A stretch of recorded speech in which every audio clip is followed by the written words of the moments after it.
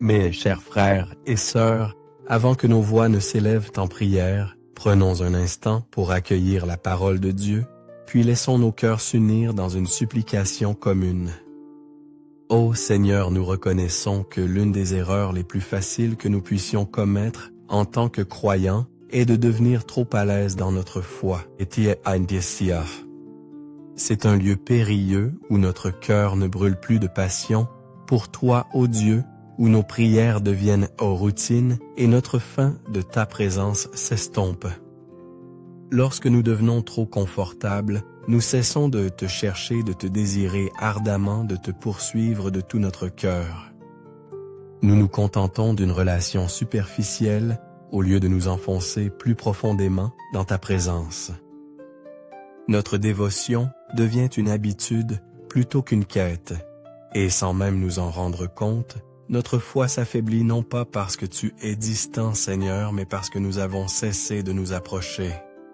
C'est une chose dangereuse que de prendre tes bénédictions pour acquises. De nous réveiller chaque jour sans réaliser que tout ce que nous avons est un don de toi, l'air que nous respirons, la force de notre corps, les personnes dans nos vies. Rien de tout cela n'est un accident. Mais lorsque notre cœur ne tremble plus d'admiration devant ta bonté, lorsque nous ne ressentons plus le poids de ton amour et de ton sacrifice, c'est alors que nous risquons de devenir tièdes. Et la Bible nous met en garde contre cela. Apocalypse 3, verset 16 dit « Ainsi parce que tu es tiède et que tu n'es ni froid ni bouillant, je te vomirai de ma bouche. » Ce sont des paroles fortes de ta part. Seigneur, un avertissement qui devrait nous secouer jusqu'au plus profond de notre être. Tu ne désires pas une dévotion à demi-cœur, une foi stagnante, complaisante ou indifférente. Tu désires un cœur qui brûle pour toi, une âme qui a soif de ta présence et une vie qui t'est entièrement abandonnée. Alors que telle soit notre prière, Seigneur, ne me laisse pas devenir un chrétien tiède. Garde mon cœur en feu pour toi. Garde mon esprit aspirant à plus de toi. Agite mon âme pour que je ne me lasse jamais de chercher ta présence. Rappelle-moi chaque jour ta grâce afin que je ne la prenne jamais pour acquise. Donne-moi une faim pour ta parole, une passion pour la prière et un cœur qui te désire par-dessus tout. Chers frères et sœurs, je veux nous encourager. Ne laissons jamais passer un jour sans rendre grâce à Dieu. Un cœur qui ne parvient pas à être reconnaissant est un cœur qui a oublié combien il a été pardonné. La gratitude nous garde humbles, elle maintient notre foi vivante et aligne notre cœur avec Dieu. Quand avons-nous vraiment pris le temps de remercier le Seigneur, non seulement pour les grandes choses, mais aussi pour les petites? Quand avons-nous levé nos mains en louange non pas pour ce que tu as fait, mais simplement pour qui tu es?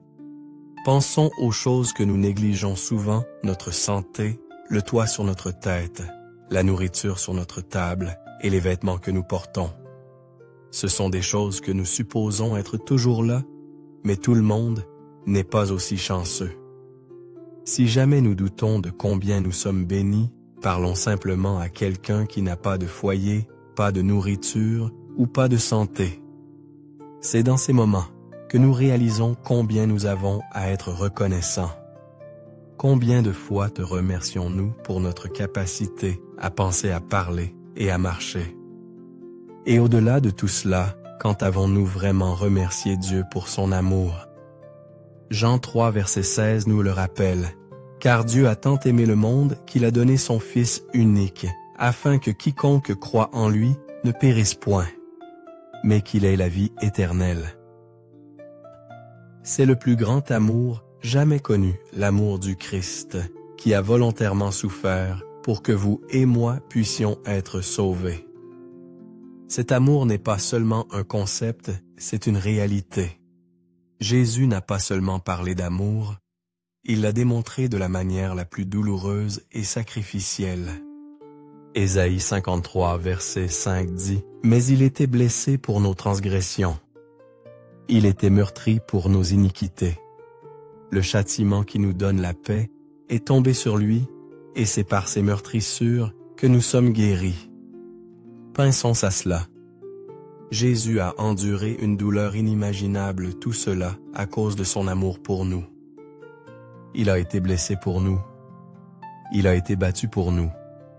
Il a pris notre châtiment sur lui afin que nous puissions être libres. Comment pouvons-nous être à l'aise en connaissant le prix qu'il a payé?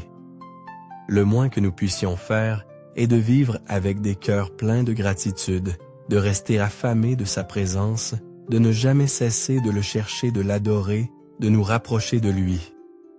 Alors peu importe ce que la vie nous réserve, tenons bon à ces vérités. Laissons notre cœur brûler de passion pour lui. Laissons notre âme avoir faim de plus de lui. Et par-dessus tout, que notre vie soit un témoignage vivant de sa grâce. Alors avec cela, à l'esprit, unissons-nous dans la prière. Cher Seigneur Jésus, je te loue pour ta bonté. Tu m'as tant donné la paix dans mon cœur, la force dans mon corps et un esprit capable de penser clairement. Rien de cela n'est dû au hasard, mais parce que toi, Seigneur, tu es fidèle.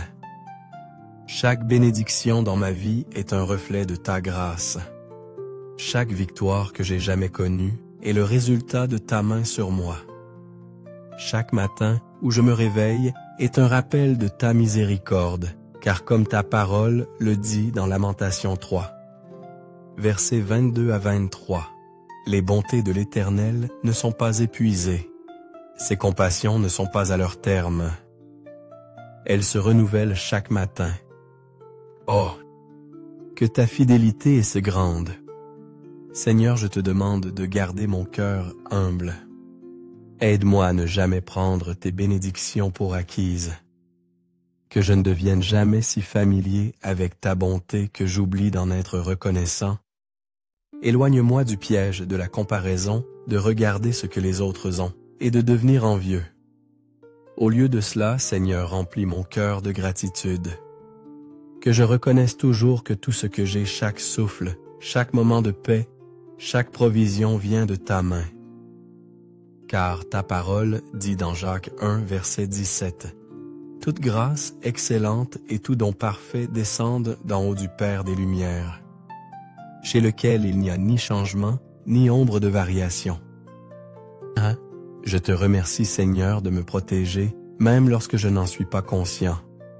Il y a des batailles que je n'ai même jamais su que je menais, parce que tu les avais déjà gagnées pour moi. Il y a des dangers qui ne m'ont jamais touché parce que tu m'en as protégé. Je ne sais peut-être pas ce que chaque jour réserve, mais je sais que ta protection est sur moi.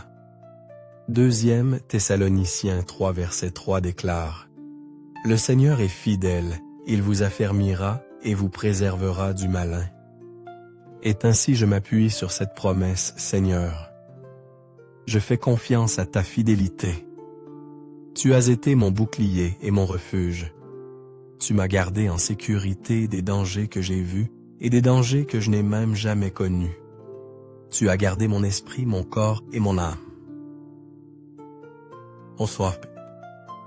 Tu m'as éloigné des sentiers qui m'auraient détruit et m'as dirigé vers les plans que tu as pour moi.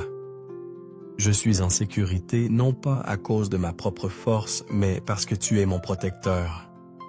Deutéronome 31, verset 6 me rappelle « Fortifiez-vous et ayez du courage. Ne craignez point et ne soyez point effrayés. » Car l'Éternel ton Dieu marchera lui-même avec toi. Il ne te délaissera point, il ne t'abandonnera point. Merci Seigneur pour cette vérité, quoi qu'il arrive, je ne suis jamais seul. Même lorsque la vie est dure, même lorsque je me sens pressé de toutes parts, je ne serai pas écrasé, parce que tu es avec moi. Même lorsque je suis confus, je ne désespérerai pas parce que tu tiens mon avenir. Même si je suis persécuté, je ne suis jamais abandonné. Et bien que la vie puisse essayer de m'abattre, je ne serai pas détruit, car tu es mon défenseur et mon Dieu. Tu m'as soutenu à travers chaque épreuve et tu continueras de le faire. Seigneur, je confesse que parfois je me concentre trop sur ce qui me manque au lieu de ce que j'ai. Mais quand je regarde en arrière sur ma vie, je vois ta main me guider, me protéger et me faire avancer. Je ne suis plus là où j'étais, et pour cela, je suis reconnaissant. Tu m'as relevé de lieux de désespoir guéris, de blessures visibles et invisibles, et affermi mes pieds sur un sol solide. Même dans les moments de lutte, tu as été ma constante, mon fondement inébranlable. Par-dessus tout, Seigneur, je prie pour ne jamais devenir trop à l'aise dans ma marche avec toi, que je ne devienne jamais tiède, que je ne perde jamais ma faim pour ta présence, que le Saint-Esprit s'agite en moi, me rappelant chaque jour que j'ai besoin de plus de toi, que mon cœur aspire toujours à toi non seulement dans les saisons difficiles, mais dans chaque saison. Je ne veux pas te chercher seulement quand j'ai besoin de quelque chose. Je veux te chercher parce que je t'aime. Je veux que ma relation avec toi soit réelle, vibrante et pleine de passion. Je prie, Seigneur, que tu mettes mon cœur en feu pour toi. Plus de ta présence, plus de ton amour, plus de ta puissance dans ma vie. Allume une nouvelle passion pour la prière. Que ta parole prenne vie dans mon cœur.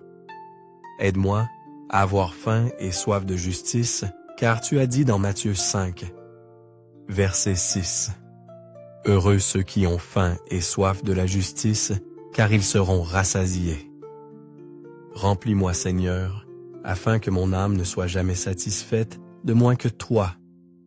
Je lève ton nom, ô Seigneur. Je remets ma vie entre tes mains une fois de plus. Je dépose mes fardeaux, mes soucis et mes désirs à tes pieds. Je te fais entièrement confiance, car je sais que tu es fidèle. Et je te remercie, Seigneur, d'entendre ma prière. Au nom puissant et précieux de Jésus-Christ, je prie.